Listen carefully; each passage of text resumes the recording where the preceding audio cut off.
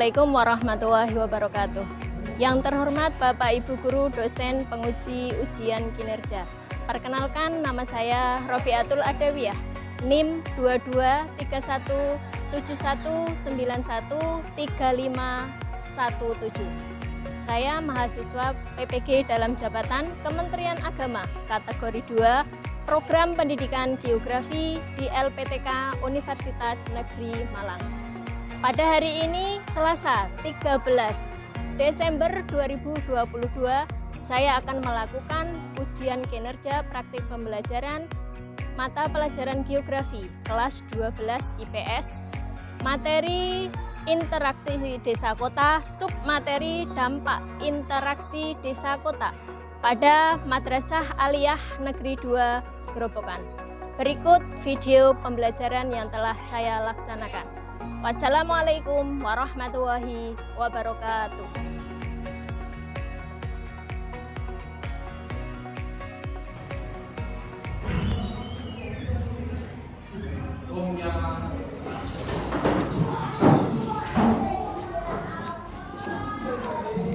Terima kasih. Assalamualaikum warahmatullahi wabarakatuh. Waalaikumsalam warahmatullahi wabarakatuh. Silahkan duduk kembali. Gimana kabar hari ini? Alhamdulillah baik. Sehat ya? Alhamdulillah. Sudah sarapan? Sudah sholat duha? Alhamdulillah sudah. Sebelum kita mulai pembelajaran, coba saya mau ngecek dulu kerapian kalian. Coba di jilbabnya, dasinya sudah terpakai semua? Kalau sudah rapi semua, coba cek kebersihannya. Laci, di bawah meja adakah sampah? Kalau ada silahkan diambil. Bantu itu siapa? Berdoa mulai.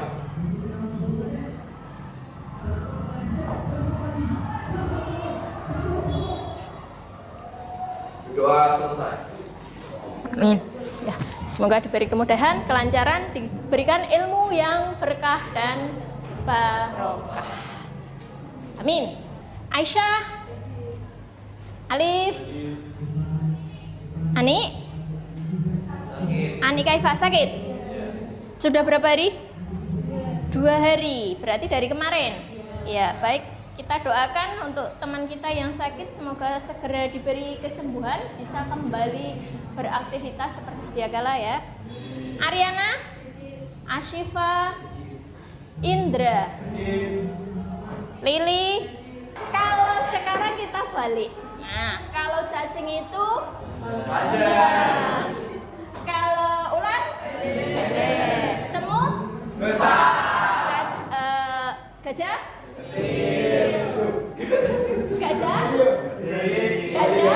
kecil, semut besar. Siap ya? Jadi yang saya ucapkan nanti itu yang sebaliknya. Konsentrasi ya. Mulai, siap?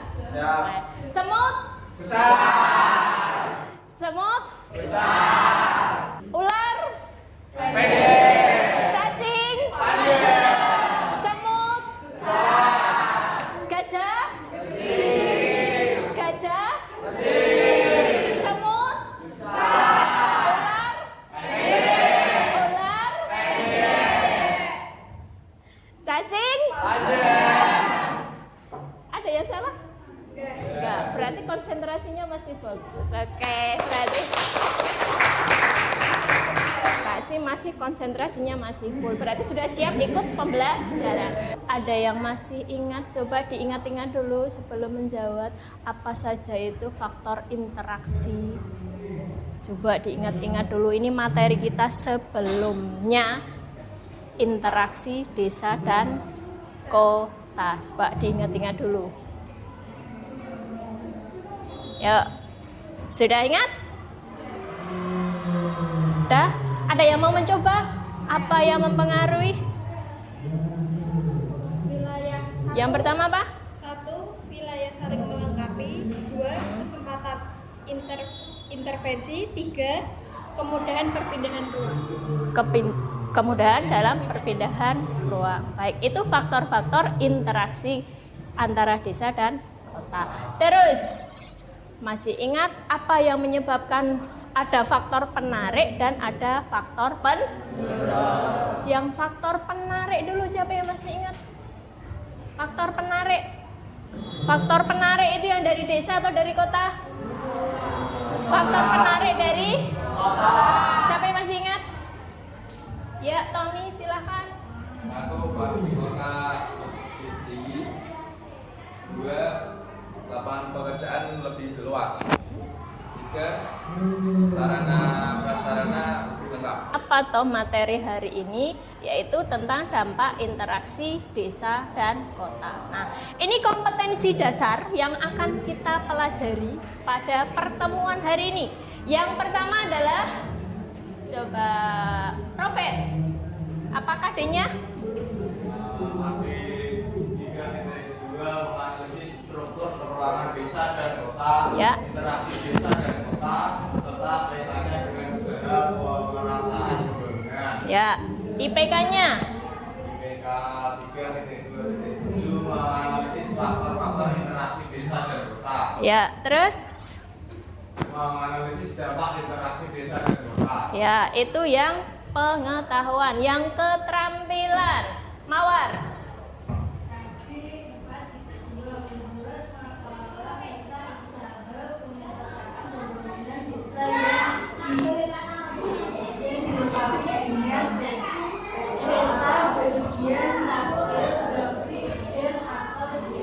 Ya, terus 4.2.1? menyajikan hasil laporan dampak interaksi desa kota terhadap kehidupan masyarakat dan Iya, ini kompetensi dasar yang akan kita pelajari. Kali ini kita akan memakai model pembelajaran PBL, yaitu Problem Based Learning. Problem Based Learning PBL itu ada 5 sintak yang harus kita lalui. Sintak pertama yaitu mengorientasi masalah. Nanti kalian akan dihadapkan pada suatu permasalahan. Yang kedua, mengorganisasi peserta didik. Nanti kalian akan dibentuk suatu kelompok untuk menyelesaikan masalah sesuai topik yang ada. Tujuan pembelajaran kita hari ini ada 1, Ya, ini tujuannya melalui PBL kalian akan diminta menganalisis dampak interaksi desa dan kota dengan benar. Melalui PBL, peserta didik dapat menganalisis upaya mengatasi. Ya, yang ketiga,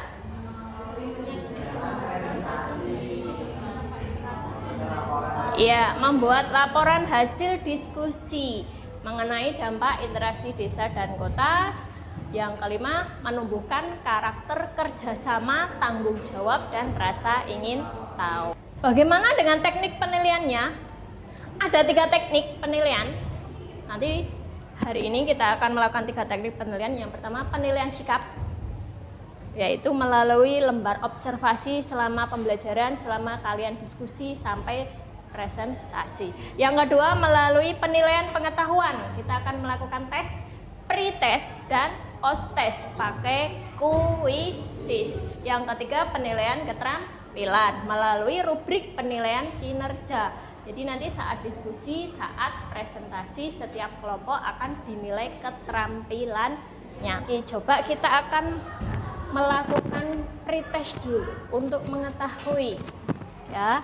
Oke, silahkan dikeluarkan HP-nya. Kita lakukan pre-test.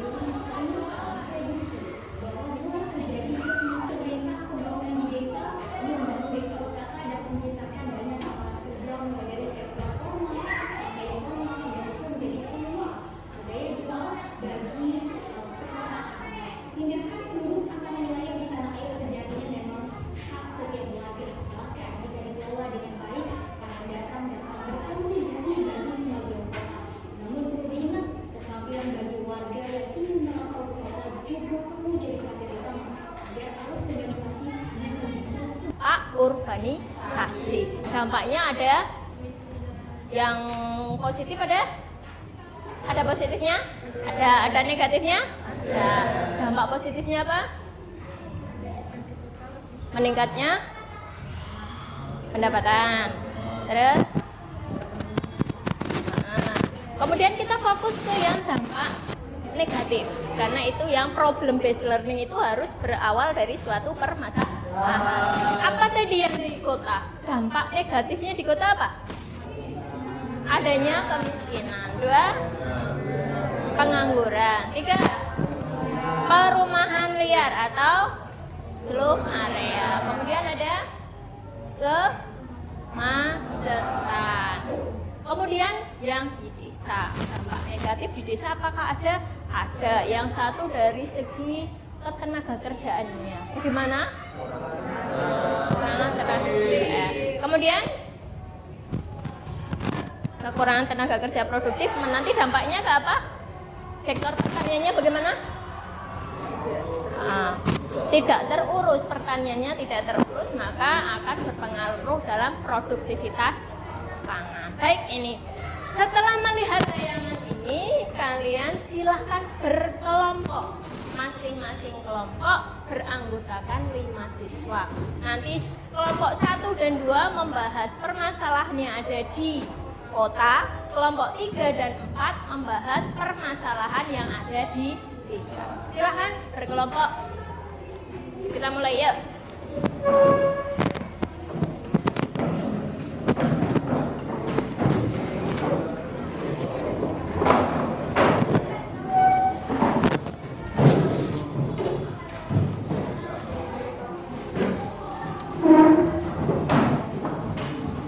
Perwakilan kelompok silakan ambil LKPD-nya, diisi, kemudian ditentukan.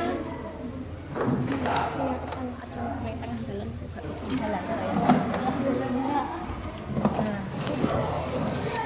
Tiba ini siapa Mbak? Ya, terus silakan segera dikerjakan.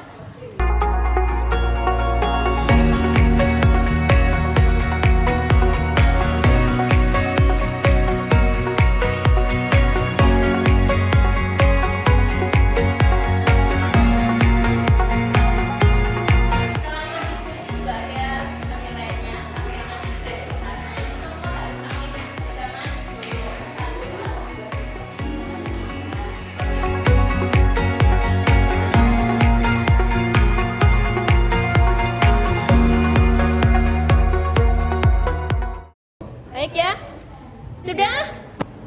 Cukup ya? Semua kelompok?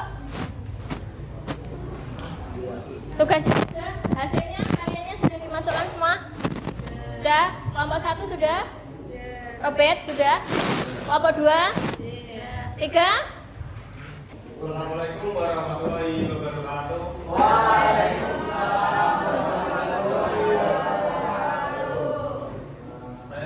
Dari kelompok 1 dan saya Muhammad Robert sebagai moderator dan ini dan itu ketiga teman saya. Ya, ini adalah hasil diskusi kami mengenai dampak negatif urbanisasi bagi kota. Nah, dari beberapa dampak negatif tadi, kelompok kami ingin membawakan salah satunya yaitu slum area. Apa saja faktor-faktor slum area? Yang pertama ada kepadatan penduduk, yang kedua ada biaya hidup yang tinggi, yang ketiga ada perpindahan penduduk secara berlebihan, rentan terkena banjiran, yang kedua ada mudah terjangkit penyakit, dan yang ketiga terjadi penumpukan sampah, dan yang keempat adanya kesenjangan sosial. Nah, lalu apa itu upaya untuk mencegahnya? Yang pertama ada satu, mengadakan program perbaikan kampung yang ditujukan untuk memperbaiki kondisi kesehatan lingkungan dan sarana lingkungan yang ada. Yang kedua ada mengadakan program uji coba peremajaan lingkungan kumuh yang dilakukan dengan membongkar lingkungan kumuh dan perumahan-perumahan kumuh yang ada serta menggantinya dengan rumah susun yang memenuhi syarat. Nah, yang ketiga membatasi kuota masuk ke kota. Sekian dari kelompok kami, apakah ada yang ditanyakan? Silakan tanggapan masukan untuk kelompok 1 ya. Dari kelompok berapa ini? Dari kelompok 3. Kelompok 3, silakan bertanya. Kenapa pemudik Kenapa pemukiman kumuh dianggap sebagai penyakit bagi kota? Ya. Ini mau dijawab teman saya yang di sana.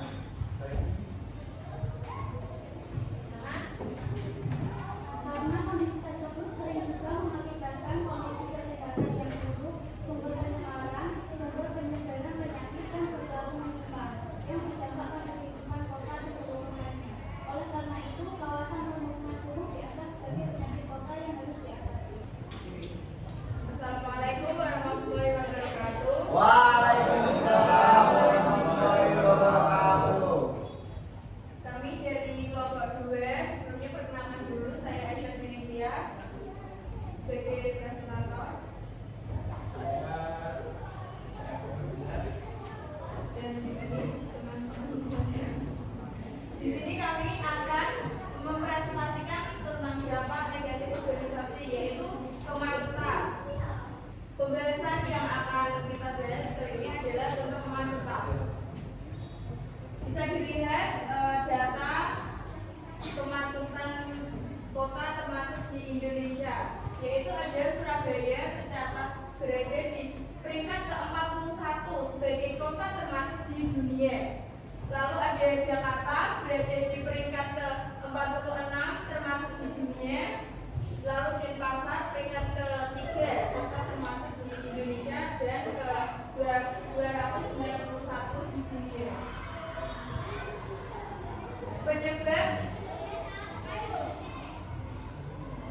Penyebab kemacetan yaitu ada 1.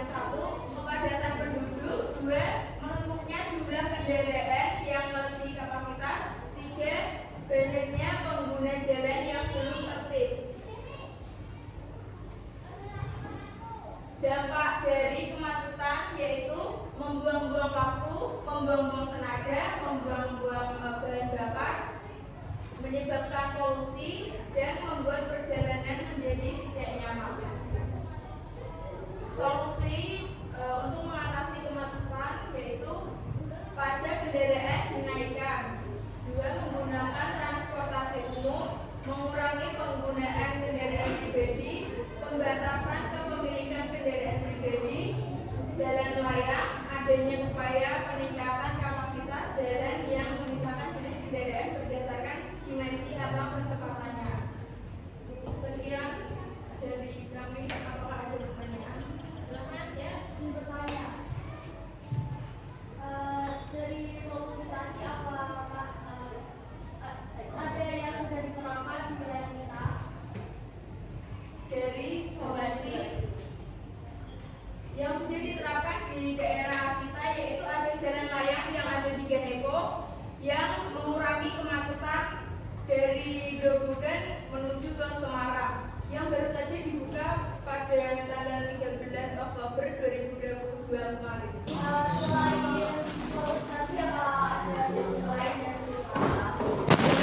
Yang sudah diterapkan di daerah kita yaitu adanya bis Trans Jawa Tengah. Apakah efektif di rumah? Untuk mengetahui keefektifan bisa dilihat data berikut. Bis Trans Jateng mulai beroperasi di Grobogan pada tanggal 13 Oktober 2021. Ada 14 jumlah armada, 36 titik jumlah halte, lalu interval waktu per bis 15 sampai 25 menit, lalu tarif 4.000 untuk umum, 2.000 untuk pelajar, guru, dan veteran. Rata-rata jumlah penumpang per hari yaitu 2.381 rata-rata penumpang. Dengan data ini efektif nggak mengurangi kemacetan di wilayah Grobogan sampai Semarang? Efektif tidak? Efektif ya? 2.381 penumpang bis Transjakarta per hari.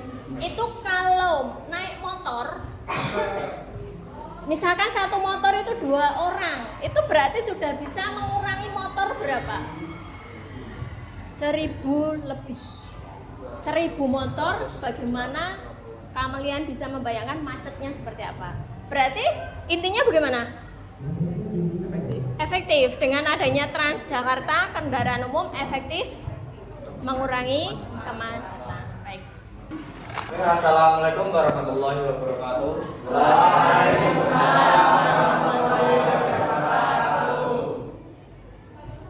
Di sini saya perwakilan dari Kabupaten Tegal ingin mempresentasikan tentang urbanisasi. Dampak urbanisasi yang pertama yaitu dapat menggerakkan roda perekonomian, yang kedua menambah kesejahteraan masyarakat, yang ketiga mengurangi dampak kemiskinan, yang keempat mendorong terjadinya pembangunan di desa secara masif karena adanya transfer pengetahuan bagi memajukan sebuah desa, yang kelima modernisasi masyarakat desa, yang keenam mengimbangi masyarakat kota dengan masyarakat desa. Bisa kita lihat di sini ada contoh-contohnya. Yang pertama yaitu gambar seorang petani yang sedang main laptop. Dengan dilakukannya perpindahan dari masyarakat desa ke kota, maka masyarakat tersebut akan melakukan kebiasaan yang sama yang masyarakat kota. Yang kedua, dengan adanya urbanisasi, maka ini dapat meningkatkan pembangunan di tempat tinggal masyarakat desa. Yang ketiga, dengan adanya urbanisasi, maka kesejahteraan masyarakat desa itu meningkatkan atau terpenuhi. Selain ada dampak positif urbanisasi, juga ada dampak negatifnya, yaitu yang pertama kurangnya tenaga kerja produktif yang ada di desa. Ini biasa terjadi karena potensi perbaikan kondisi ekonomi berpeluang lebih besar di kota dibanding desa, dan kurangnya lowongan kerja yang ada di desa meningkatkan bidangnya para pekerja produktif yang seharusnya mengembangkan desa. Yang kedua, pengabaian sarana dan prasarana karena sedikitnya penduduk yang ada di desa dan dianggap kurang berpotensi. Yang ketiga, semakin lambatnya ilmu pengetahuan yang ada di desa karena penduduk yang sedikit akibat pindah ke kota membuat desa tidak dilirik sebagai tempat sarana pendidikan. Bagaimana cara usia produktif tidak melakukan urbanisasi? Oke. Nah, cara yang pertama adalah dengan menggali potensi yang ada di desa tersebut. Contohnya yaitu membangun wisata yang ada di desa tersebut. Dengan adanya wisata seperti ini, maka pemuda-pemuda di desa itu bisa bekerja di sini. Jadi tanpa harus melakukan urbanisasi, pemuda-pemuda yang ada di desa bisa mendapatkan pekerjaan. Terus? Yang kedua, dengan didirikannya pabrik di dekat area pedesaan juga akan menambah laju urbanisasi. Sebagai contohnya adalah adanya pabrik PT Holi Karya Sakti yang ada di sana, di Tegoni sana. Terus ya, efektifkah itu? Berapa tenaga kerja yang terserapnya berapa?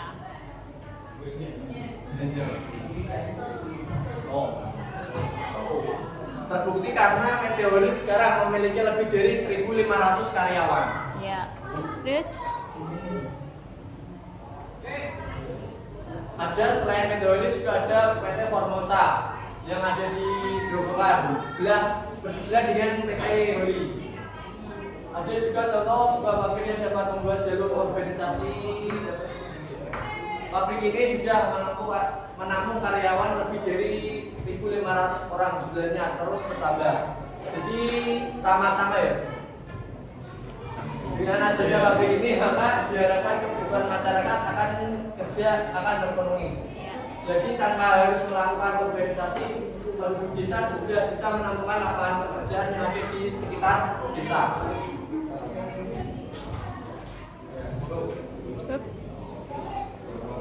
cukup? Ya? Ada lagi? Ya. Nah. Sekian dari kelompok kami. Wassalamualaikum warahmatullahi wabarakatuh. Waalaikumsalam warahmatullahi wabarakatuh. Kelompok terakhir. Assalamualaikum warahmatullahi wabarakatuh. Perkenalkan, nama saya kelompok 4, saya Septiadi Wijayanti. Saya Muhammad Ibn Pandi. Dari sana ada teman-teman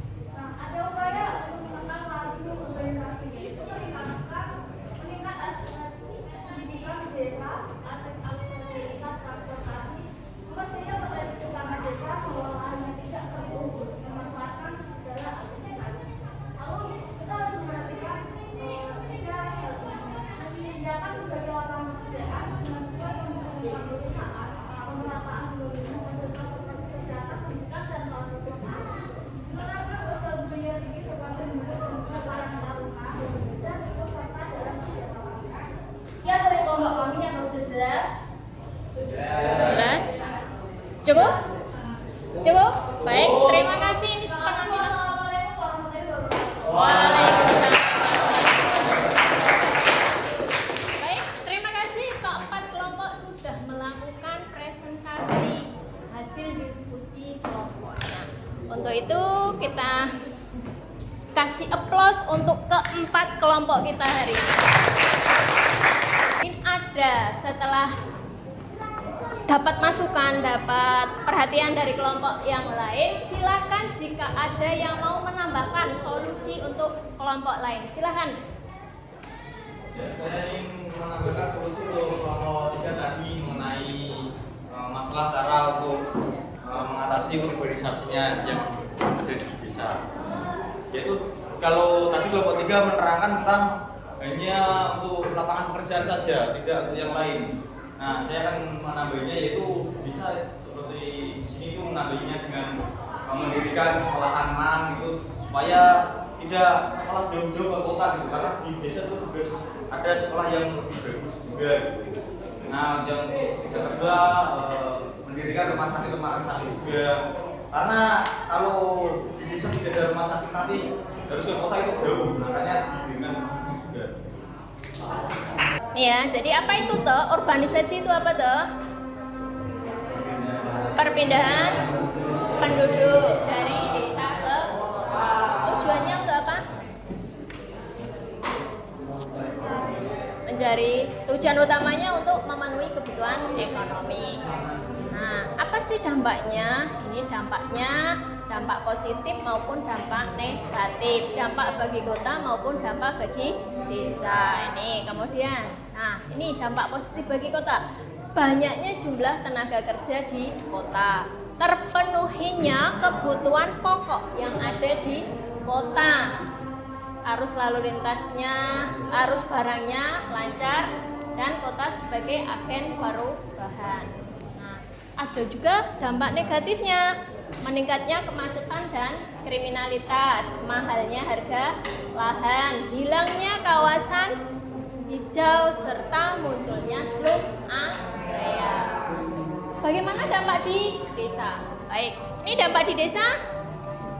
Tadi sudah ada yang mengemukakan dampak positifnya bahwa peningkatan perekonomian penduduk desa, adanya lembaga-lembaga pendidikan di desa, dan lain sebagainya. Namun dampak negatifnya bagi desa, berkurangnya tenaga kerja produktif, berkurangnya lahan pertaniannya jadi terbengkalai karena penduduknya pergi ke kota, kemudian menurunnya kemampuan lahan, dan dalam bidang sosial budaya adanya penetrasi budaya dari kota yang masuk ke desa, dan kebudayaan dari kota ini belum tentu sejalan dengan tradisi yang ada di desa. Ya, Aisyah silahkan. Dengan diterapkannya metode PBL, kita jadi lebih bersemangat untuk belajar tentang urbanisasi karena lebih realistik dengan kehidupan kita sehari-hari, dan juga kita bisa berpikir lebih kritis untuk mencari solusi dari permasalahan yang ada. Iya, lebih konkret ya. Kenapa bisa lebih konkret? Karena urbanisasi mengalami sendiri gak? Iya. Iya. Berarti lebih real ya kalian hadapi setiap hari tentang dampak urbanisasi. Ayo silakan Seti dikemukakan. Dalam materi urbanisasi kali ini itu sangat mudah, juga kita bisa tahu adanya pertumbuhan dan ketidaksamaan fasilitas antara daerah satu ke daerah dan daerah lain, dan masalah-masalah yang ada di perkotaan, dia perbedaan dan solusinya. Dalam solusi tadi kita bisa menerapkan dari hal kecil yang bisa kita lakukan. Berarti dengan materi ini kalian karena real mengalami sendiri bisa tahu apa penyebabnya dan bagaimana cara memberikan solusi. Meskipun solusi sekecil apapun itu semoga bisa bermanfaat untuk masyarakat. Kalau sudah tidak ada pertanyaan, kita akan melakukan post test. Baik.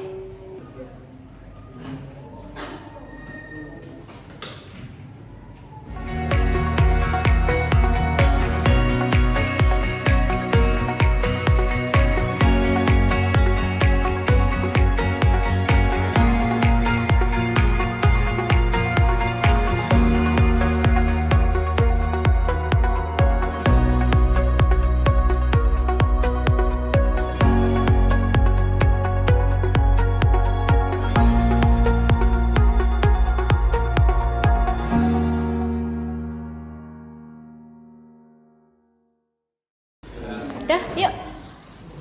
Baik. Udah, semua sudah kita lakukan.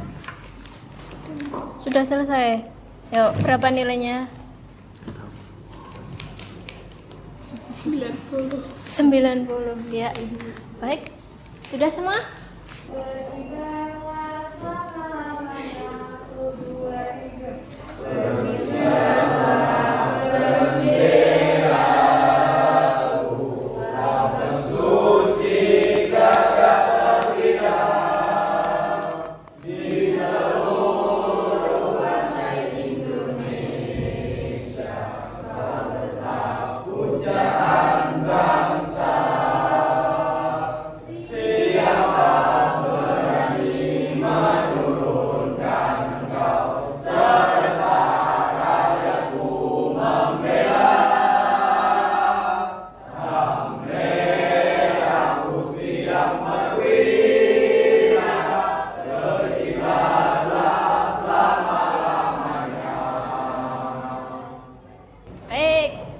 Untuk pertemuan yang akan datang, nanti silahkan kalian pelajari dari bahan ajar, dari buku, modul yang sudah kalian peroleh mengenai materi selanjutnya, yaitu usaha pemerataan pembangunan di desa dan di kota. Ingat ya, apa tadi? Usaha pemerataan pembangunan di desa dan di kota. Baik, sampai jumpa lagi di pertemuan yang akan datang. Semoga masih diberi kesehatan dan keselamatan. Baik, untuk menutup pertemuan pada hari ini kita akhiri dengan bacaan hamdalah bersama-sama. Alhamdulillah.